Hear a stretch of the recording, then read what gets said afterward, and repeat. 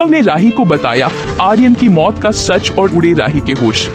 जी हाँ दोस्तों, सीरियल अनुपमा के अपकमिंग ट्रैक में आने वाला है एक बड़ा और धमाकेदार ट्विस्ट। मुंबई में राही की मुलाकात होने वाली है अनुपमा से, लेकिन वो जानबूझकर अनुपमा से मिलने से बचती हुई नजर आएगी। वो डांस एकेडमी तक नहीं ज्वाइन करेगी क्योंकि वो किसी भी हाल में अपनी माँ से नहीं मिलना चाहती।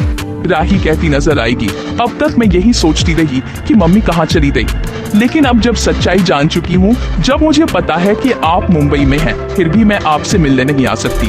राही अपनी माँ के लिए तड़पती रहेगी, लेकिन दिल पर पत्थर रखकर दूरी बनाए रखेगी। इसी बीच एक दिन राही बाहर किसी काम से निकलेगी और टकरा जाएगी राघव से।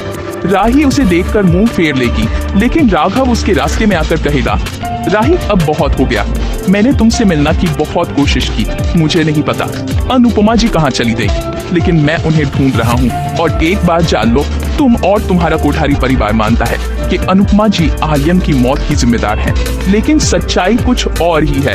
राघव आगे कहेगा, मैं महीनों से ये जानने की कोशिश कर रहा हूँ क्योंकि मैं जानता हूँ कि कोठारी परिवार किस हद तक गिर सकता है। पहले मेरी पत्नी की मौत का झूठ बताया गया और अब यही सब आर्यन के साथ हो रहा है।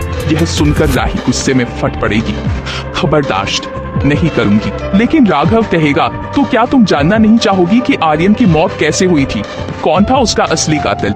राघव खुलासा करेगा, जिस रात आर्यन की मौत हुई उस रात उसे नशे की जो दवा दी गई वो किसी और ने नहीं बल्कि उसकी पत्नी माही ने दी थी, और वो एक मेडिकल बिल दिखाएगा जो यह साबित करेगा कि माही ने ही वह दवा मंगवाई थी।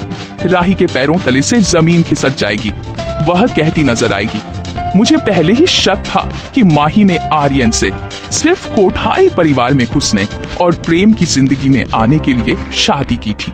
उसे आर्यन से कोई प्यार नहीं था, तभी तो सुहाग रात की रात ही आर्यन की मौत हो गई। अब राही सोचने पड़ जाएगी, क्या वह अपनी माँ अनुपमा को इंसाफ दिला पाएगी? क्या वो माही की सच्चाई सबके सामने ला पाएगी? दोस्तों, कहानी में आने वाला है बहुत बड़ा अपकमिंग ट्विस्ट।